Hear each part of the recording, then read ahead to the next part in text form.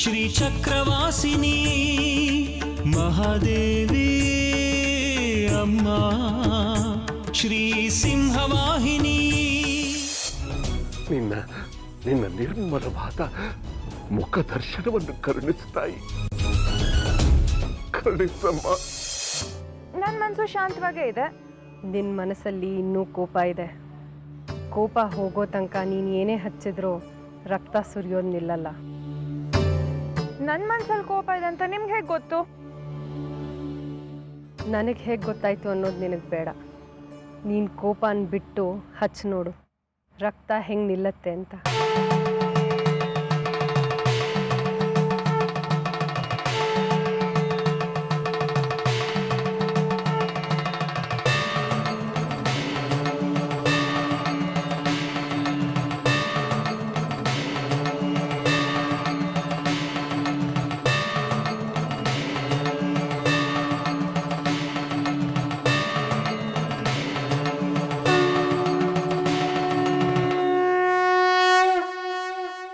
ಈಗ ನನ್ನಲ್ಲಿ ಕೋಪ ಇಲ್ಲ.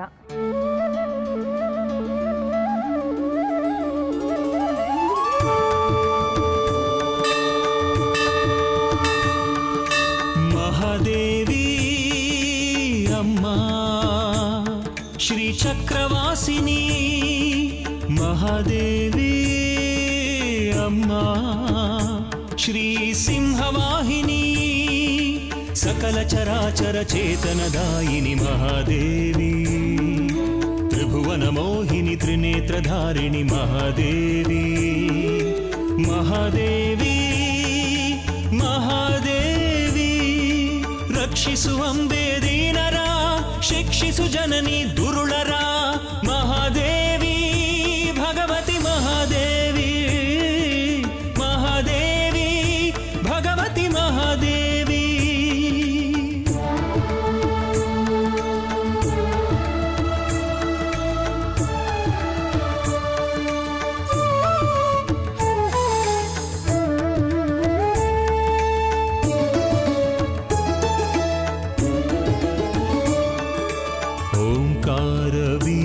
बीजाक्षरवासिनी महादेवी महादेवी झेंकार मधुमालिनी जननी महादेवी महादेवी ब्रह्मा विष्णु माहेश्वर पूजिते महादेवी महादेवी ಅರಿಶಿನ ಕುಂಕುಮ ಗಂಧ ಸುಶೋಭಿತೆ ಮಹಾದೇವಿ ಮಹಾದೇವಿ. ರಕ್ತ ನಿಂತಿದೆ.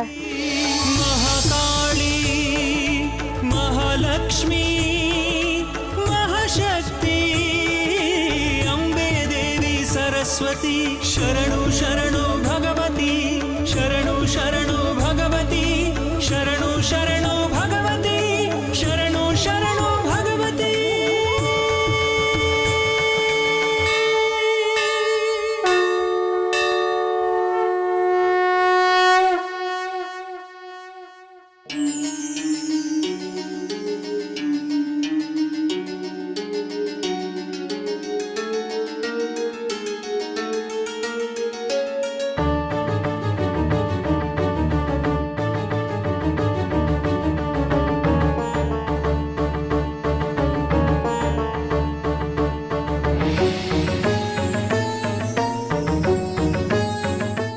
ರಕ್ತ ನಿಂತಿದೆ. ಮಹಾದೇವಿ ಮಹಾದೇವಿ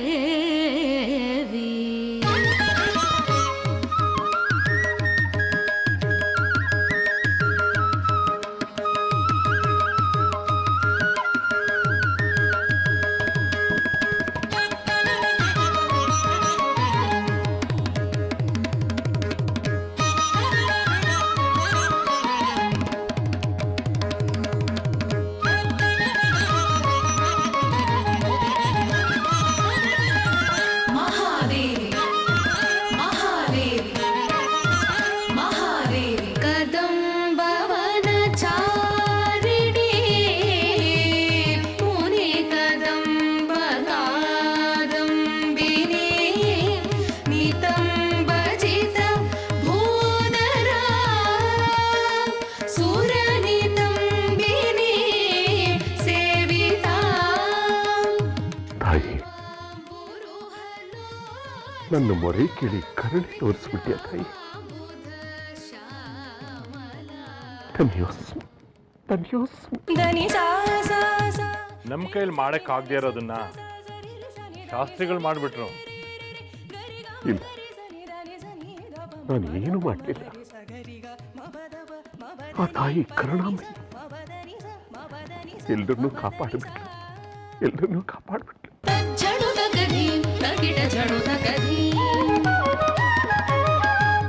ಮಂಗಳಾರತಿ ಆಗಲಿ. ಶರಣಾಗತ ದೀನಾರ್ಥ ಪರಿತ್ರಾಣಾಯ ಪ್ರಾಯಿಣೆ ಸರ್ವಸ್ಯಾಪ್ತಿ ಹರೇ ದೇವಿ ನಾರಾಯಣಿ ನಮೋಸ್ತುತೆ, ನಮೋಸ್ತುತೆ.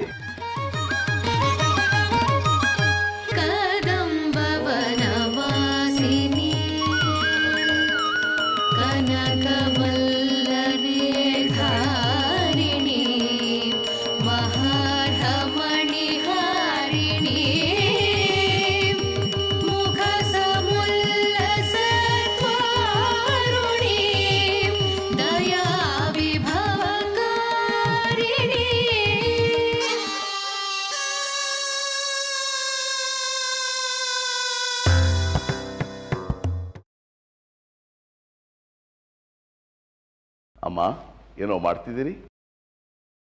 ನೀವೇನು ಹೇಳಬೇಕು ಅಂತಿದ್ದೀರೋ ಹೇಳಿ, ಸುಮ್ಮನೆ ಸುತ್ತಿ ಬಳಸಿ ಮಾತಬೇಡ. ನಿಮ್ಮ ಹತ್ರ ಮುಚ್ಚುಮರೆ ಏನು ಹೇಳಿ? ನೀವು ಈ ಮನೆ ಅನ್ನಪೂರ್ಣೇಶ್ವರಿ ಅಲ್ವೇ? ಪುನಃ ಕೊಂಕಣ ಸುತ್ತಾ ಇದ್ದೀರಾ? ವಿರೂಪಾಕ್ಷ ಶಾಸ್ತ್ರಿಗಳು ಯಾವಾಗಲೂ ಸಾಧನೆ ಅಂತಿರ್ತಾರಲ್ಲ, ಅದೇನದು ಸಾಧನೆ? ನೀವು ಅವ್ರನ್ನ 4 ವರ್ಷದಿಂದ ನೋಡ್ತಾ ಇದ್ದೀರಾ. ಇದುವರೆಗೂ ನನ್ನ ಹತ್ರ ಏನಾದರೂ ಬಾಯ್ ಬಿಟ್ಟಿದ್ದಾರಾ? ಏನಾದ್ರು ಇದ್ರೆ ನೀವೇ ಹೇಳ್ಬಿಡಿ. ಹಾಗಲ್ಲ, ದೇವಸ್ಥಾನದಲ್ಲಿ ಚಕ್ರ ಉದ್ಭವ ಆಗೋದಕ್ಕೂ ಇವ್ರ ಸಾಧನೆಗೂ ಏನು ಸಂಬಂಧ ಅಂತ. ಈಗ ಹಾಕೋದು ಬಿಡಿ. ಹಾಗಲ್ಲ, ಎಲ್ಲ ಒಂದಕ್ಕೊಂದು ಸುತ್ಕೋತಾ ಇದೆ. ಜೊತೆಗೆ ಆ ಸುಂದರ ಹೆಸರು ಬೇರೆ ಕೇಳ್ತಾ ಇದೆ, ಅದಕ್ಕೆ ಕೇಳಿದೆ. ಅಲ್ಲ, ಅವ್ರ ಸಾಧನೆ ಒಳ್ಳೇದಕ್ಕಲ್ಲ ಅಂತ ನನಗೆ ಗೊತ್ತಿದೆ. ಆದರೆ ನಾನೇನು ಮಾಡಲಿ? ಅವ್ರು ಈ ಹುಚ್ಚು ಹಚ್ಕೊಂಡಿದ್ದಾರಲ್ಲ, ಅದೇನು ಅಂತ ನನಗೂ ಗೊತ್ತಿಲ್ಲ. ನಾನೇನು ಮಾಡಲಿ? ಇದೆಲ್ಲ ಎಲ್ಲಿಗೆ ಹೋಗಿ ಮುಟ್ಟುತ್ತೋ ಅಂತ ನನಗೂ ಹೆದರಿಕೆ ಆಗ್ತಾ ಇದೆ. ಅದೆಲ್ಲ ಸರಿ, ದೇವಸ್ಥಾನದಲ್ಲಿ ರಂಗೋಲಿ ಹಾಕುವ ಆ ಹುಡುಗಿಗೂ ಇವ್ರ ಸಾಧನೆಗೂ ಏನು ಸಂಬಂಧ ಅಂತ. ಆ ಹುಡುಗಿ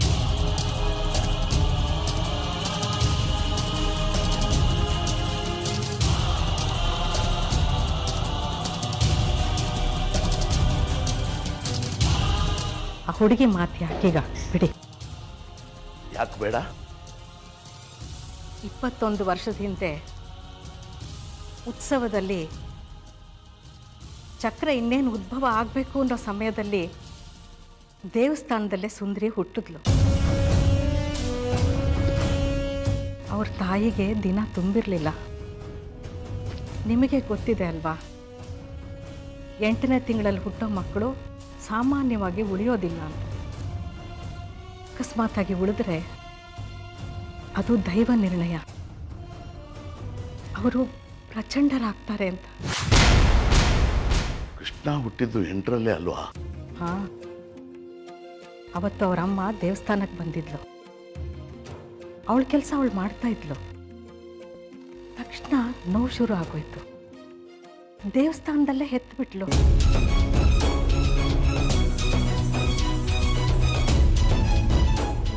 ಅದರಿಂದ ದೇವಸ್ಥಾನ ಮೈಲಿಗೆ ಆಯಿತು. ಇನ್ನೇನು ಉದ್ಭವಿಸಬೇಕಾದ ಶ್ರೀಚಕ್ರ ಭೂಮಿ ಒಳಗೆ ಹುದುಗೋಯ್ತು. ಇನ್ನೇನು ಸ್ವಲ್ಪ ದಿನದಲ್ಲೇ ಉತ್ಸವ ಬರ್ತಾ ಇದೆಯಲ್ಲ. ಆದರೆ ಅದಕ್ಕೂ ನಿಮ್ಮ ಯಜಮಾನರ ಸಾಧನೆಗೂ ಏನು ಸಂಬಂಧ? ನಮ್ಗೆ ಯಾಕೀಗ ವಿಚಾರ? ಬಿಡಿ. ಸುಂದರಿ ಹುಟ್ಟಿದ ದಿನ ಬೇರೆ ಏನಾದ್ರು ವಿಚಿತ್ರ ನಡೀತಾ? ಆ ವಿಚಾರ ಈಗ ಬೇಡ ಅಂದೆ.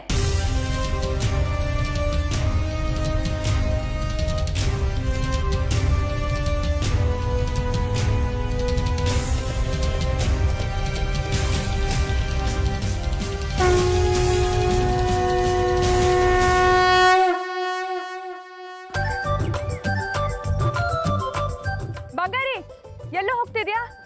ನೀನ್ ಇಲ್ಲಿದ್ಯಾ? ನಿನ್ನ ಹುಡ್ಕೊಂಡು ಹೋಗ್ತಾ ಇದ್ದೆ ನಾನು. ಚಪ್ಪಲಿ ಕಾಯೋ ಕೆಲಸ ಒಂದ್ ಬಿಟ್ಟು ಉಳ್ದಿದ್ದೆಲ್ಲ ಮಾಡ್ತೀಯಾ? ಏನೋ ನಿನ್ ಕತೆ? ನಿನ್ನನ್ನು ಎಲ್ಲೆಲ್ಲಿ ಹುಡ್ಕೋದು ಗೊತ್ತಾ? ಕೆಲಸ ಮುಗಿಸ್ ಬರುವಾಗ ಸಿಕ್ಕದ್ನಲ್ಲೋ. ನೀ ಸಿಕ್ಕಿದ್ದೆ ಅದ್ರ ದೇವಸ್ಥಾನದಲ್ಲಿ. ಸಾಕು ನಿಲ್ಸು, ಆ ದೇವಸ್ಥಾನದ ಕತೆ ಹೇಳ್ಬೇಡ. ಹಾಗಲ್ವೇ? ಬೇಡ ಅಂತ ಅನ್ನಲ್ಲ.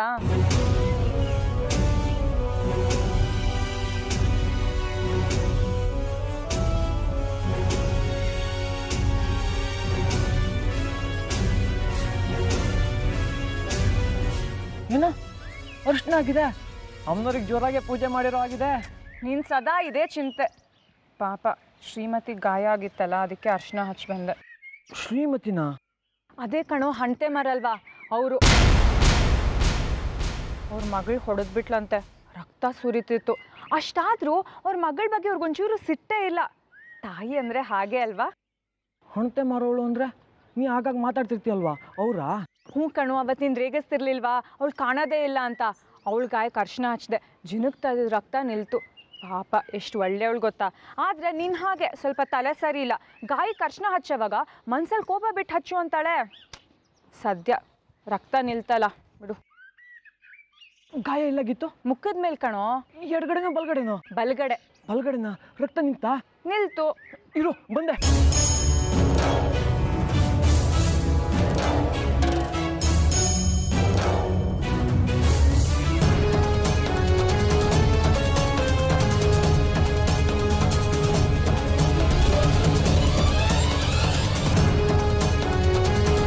ಯಾಕೋ ನೋಡೋಗ್ತಿದ್ಯಾ? ಅಮ್ಮನವ್ರ ಗಾಯ ಏನಾಯ್ತು ನೋಡೋಣ ಅಂತ. ನಿಮಗೆ ಗೊತ್ತಿಲ್ವಾ? ಅಮ್ಮನವ್ರ ಮುಖದಲ್ಲಿರೋ ಗಾಯ ವಾಸಿ ಆಗಿದೆ. ರಕ್ತ ಬರೋದು ನಿಲ್ತಾ? ನಿಂತಿದೆ ಕಣೋ. ಅಮ್ಮನವ್ರ ಮುಖದಲ್ಲಿ ಕಲೆ ಕೂಡ ಇಲ್ಲ. ಆಶ್ಚರ್ಯ ಅಲ್ವಾ? ಹೌದಾ? ಗಾಯ ವಾಸಿ ಆಯ್ತಾ? ರಕ್ತ ಬರೋದು ನಿಲ್ತಾ? ಅಲ್ಲಿ ಶ್ರೀಮತಿಗೆ ಗಾಯ ವಾಸಿ ಆಯ್ತು, ಇಲ್ಲಿ ಅಮ್ಮನವ್ರಿಗೆ ರಕ್ತ ಬರೋದು ನಿಲ್ತು. ಹಾಗಾದ್ರೆ ಈ ಶ್ರೀಮತಿ ಯಾರು? ಸುಂದ್ರಿ ಹೇಳ್ತಿದ್ಲು ಇವಳು ದಕ್ಷಿಣದ ಬಾಗಿಲಲ್ಲಿ ಹಣತೆ ಮಾರ್ತಿರ್ತಾಳೆ ಅಂತ.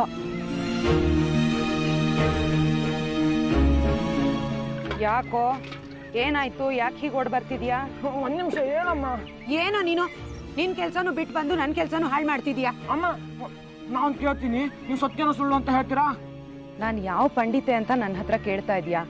ಯಾರಾದ್ರೂ ತಿಳಿದವ್ರನ್ನ ಕೇಳು. ನಿನಗಿಂತ ಬುದ್ಧಿವಂತರು ನನಗೆ ಯಾರು ಗೊತ್ತಿಲ್ಲ. ನೀ ಹೇಳು ಅಂದ್ರೆ ಹೇಳು.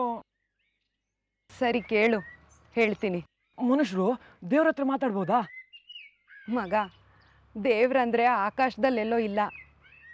ನಮ್ಮೊಳಗೆ ನಾವು ಮಾಡೋ ಕೆಲಸದಲ್ಲಿ ಸದಾ ನಮ್ಮ ಜೊತೆಲೇ ಇರ್ತಾನೆ. ನಾವು ಅವನ ಜೊತೆ ಮಾತಾಡಿದ್ರೆ ಅವನು ಮಾತಾಡ್ತಾನೆ. ನಾವು ಕಿವಿಗೊಟ್ಟು ಕೇಳಿದ್ರೆ ಅವನು ಆಡೋ ಮಾತು ನಮಗೆ ಕೇಳಿಸುತ್ತೆ. ನೀನು ಗುಡಿ 500 ಥರ ಮಾತಾಡಿದ್ರೆ ನಂಗೇನು ಅರ್ಥ ಆಗಲ್ಲ. ಸರಿಯಾಗಿ ಹೇಳು, ದೇವ್ರು ನಮ್ಮ ಜೊತೆ ಮಾತನಾಡ್ತಾರಾ? ಮಾತಾಡ್ತಾರೆ. ಅವ್ರು ನಮ್ಗೆ ಕಾಣಿಸ್ಕೊಳ್ಳುವಾಗ ಹೇಗಿರ್ತಾರೆ? ಕಿರೀಟ ಇಟ್ಕೊಂಡು, ಒಳ್ಳೆ ಸೀರೆ ಉಟ್ಕೊಂಡು, ಫೋಟೋದಲ್ಲಿ ಅಮ್ಮನವ್ರು ಇರ್ತಾರಲ್ಲ ಹಾಗೆ ಇರ್ತಾರಾ? ಈಗ ಅಮ್ಮನವರು ಯಾರಿಗೆ ಕಾಣಿಸ್ಕೊಂಡಿದ್ದು ಅದನ್ನ ಹೇಳು. ಅದೆಲ್ಲ ಬೇಡ, ನಾನು ಕೇಳ್ದಕ್ಕೆ ಉತ್ತರ ಕೊಡು. ಅಮ್ಮನವ್ರು ಹೇಗೆ ಕಾಣಿಸ್ಕೋತಾರೆ? ನೋಡು ಮಗ, ಅದು ಅವ್ರ ಇಚ್ಛೆ. ಭಕ್ತರಿಗೆ ಹೇಗೆ ಇಷ್ಟ ಆಗುತ್ತೋ ಆ ಪ್ರಕಾರ ಕಾಣಿಸ್ಕೋತಾರೆ. ಅಂದರೆ ನೀನು ಅಂದ್ರೆ ನಂಗೆ ಇಷ್ಟ, ಅಮ್ಮನವ್ರು ನಿನ್ನ ಥರ ಕಾಣಿಸ್ಕೋತಾರಾ?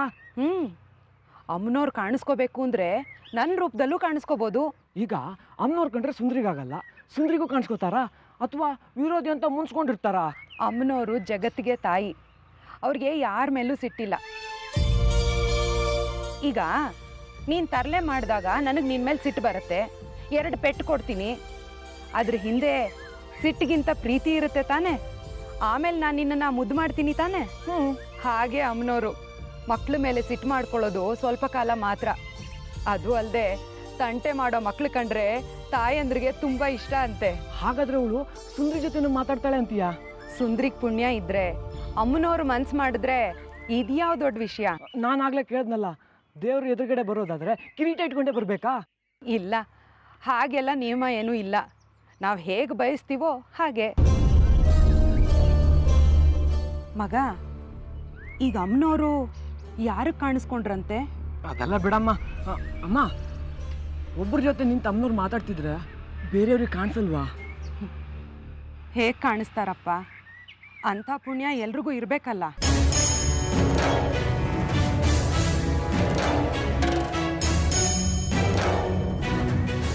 ಕೇಳಿದ್ದೆ ಅತಿಯಾಗಿ ದೇವ್ರನ್ನ ಪೂಜಿಸಿದ್ರೆ ಆರಾಧಿಸಿದ್ರೆ ಹುಚ್ಚರಾಗ್ತಾರೆ ಅಂತ. ನೀವು ಅದೇ ದಾರಿ ಸೇರಿದ್ದೀರಾ.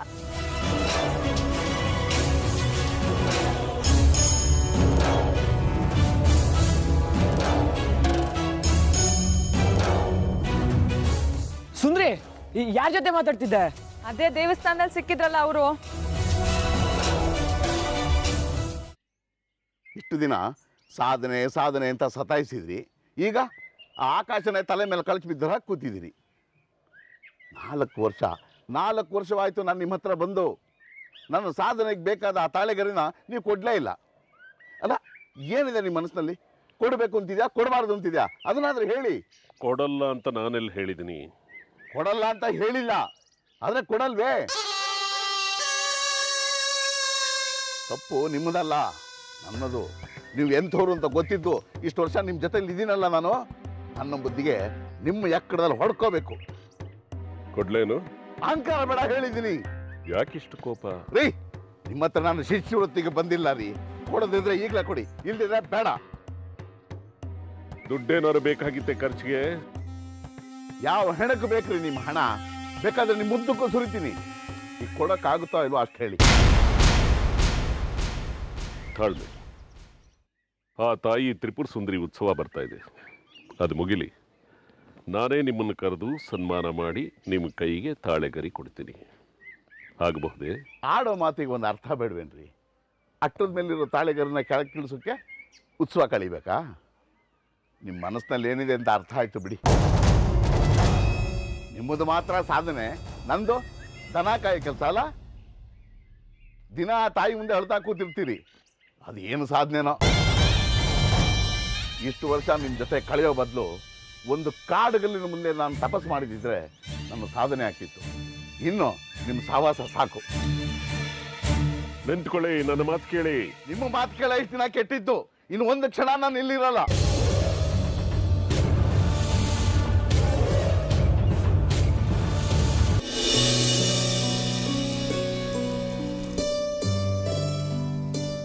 ಲೇ ಸುಂದ್ರಿ, ಊಟಕ್ಕೆ ಬಾರೆ.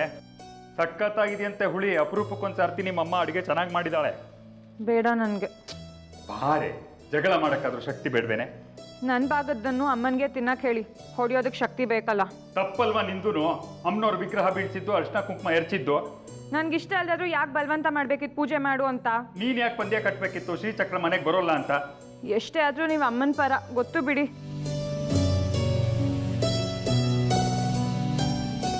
ಯಾರು ನಾನು ಯಾವತ್ತಿದ್ರೂ ಮಗಳು ತ್ರಿಪುರ ಸುಂದರಿ ಪರಾನೆ. ಇದೇ ಕಡೆ ಇನ್ನೊಂದು ಸಾರ್ತಿ ಮಗಳ ಮೇಲೆ ಕೈ ಮಾಡಿಕೊಡ್ತು. ಕ್ಷಮೆ ಕೇಳವಳ ಕೇಳೆ. ತಪ್ಪಾಯ್ತು, ಬಾರೆ. ಆಯ್ತಲ್ಲೇ, ಬಾ ಹೇಳು. ಇಬ್ರು ಜೊತೆ ಕೂತು ಹಾಗಲ್ಕಾಯಿ ಹುಳಿ ಸವಿಯೋಣ. ಕಹಿ ಹೇಗೆ ಸವಿಯೋದು? ಅದಕ್ಕೆ ಪಾಯಸ ಮಾಡಿರೋದು. ಶ್ರೀಚಕ್ರ ಮನೆಗೆ ಬಂದಿರೋ ಖುಷಿಲಿ. ಬೇಡ ನನಗೆ. ಶ್ರೀಚಕ್ರ ವಾಪಸ್ ಬಂದಿರೋದಕ್ಕೆ ಮಾಡಿರೋದು ಪಾಯಸ ಅಂತ ಬೇಡವಾ? ಅದಕ್ಕೋಸ್ಕರ ಅಲ್ವೇ ಕೋಪ ಮಾಡ್ಕೊಂಡ್ರು ನಮ್ಮ ಸುಂದರಿ ಅಮ್ಮನವ್ರ ಪೂಜೆ ಮಾಡಿದಾಳಲ್ಲ ಅನ್ನೋ ಸಂತೋಷಕ್ಕೆ ಮಾಡಿರೋದು ಪಾಯಸ. ತಿನ್. ಅದಕ್ಕೆ ಬೇಡ. ವಿದ್ಯಾಶಂಕರ ಕೆಲ್ಸಕ್ಕೆ ಸೇರ್ಕೊಂಡು 2 ವರ್ಷ ಆಯ್ತು. ಇವತ್ತಿಗೆ ಸಂಬಳ ತಂದ್ಕೊಟ್ಟ, ಅದಕ್ಕೆ ಮಾಡಿರೋದು ಪಾಯಸ. ತಿನ್ನು. ಹೌದಾ ವಿದ್ಯಾ? ಸತತವಾಗಿ 2 ವರ್ಷಗಳ ಕಾಲ ಯಾವುದೇ ಅಪಘಾತವಿಲ್ಲದೆ ವಾಹನವನ್ನು ಚಲಾಯಿಸಿದ್ದಕ್ಕೆ ವಿದ್ಯಾಶಂಕರನಿಗೆ ಮಾಸಭತ್ಯೆಯನ್ನು ಹೆಚ್ಚಿಸಲಾಗಿದೆ. ಊಟ ಮಾಡು, ಪಾಯಸ ಮಾಡಿದೆ.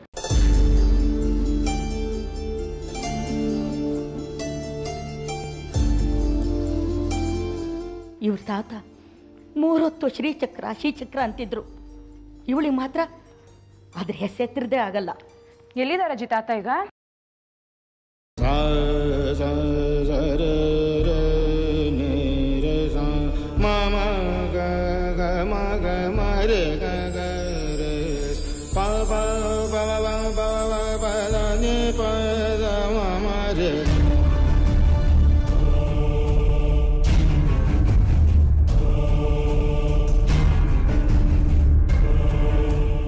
ಯಾಕಪ್ಪ ಅಜ್ಜಿ ಹೊರಗೆ ಹೊರಟೋದ್ರು?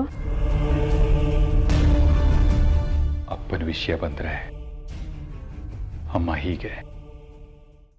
ಎಲ್ಲಿದ್ದಾರೆ ತಾತ ಈಗ?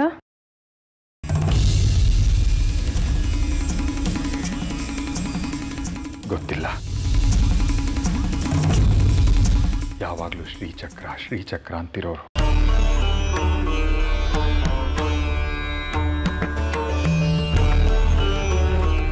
ಏನೇನೋ ಸಾಧನೆಗಳು, ಏನು ಅಂತ ಯಾರಿಗೂ ಹೇಳ್ತಿರ್ಲಿಲ್ಲ. ಅದೇನೇನೋ ಪೂಜೆಗಳು, ಇದ್ದಕ್ಕಿದ್ದ ಹಾಗೆ ಎಲ್ಲಿಗೋ ಹೋಗ್ಬಿಡೋರು.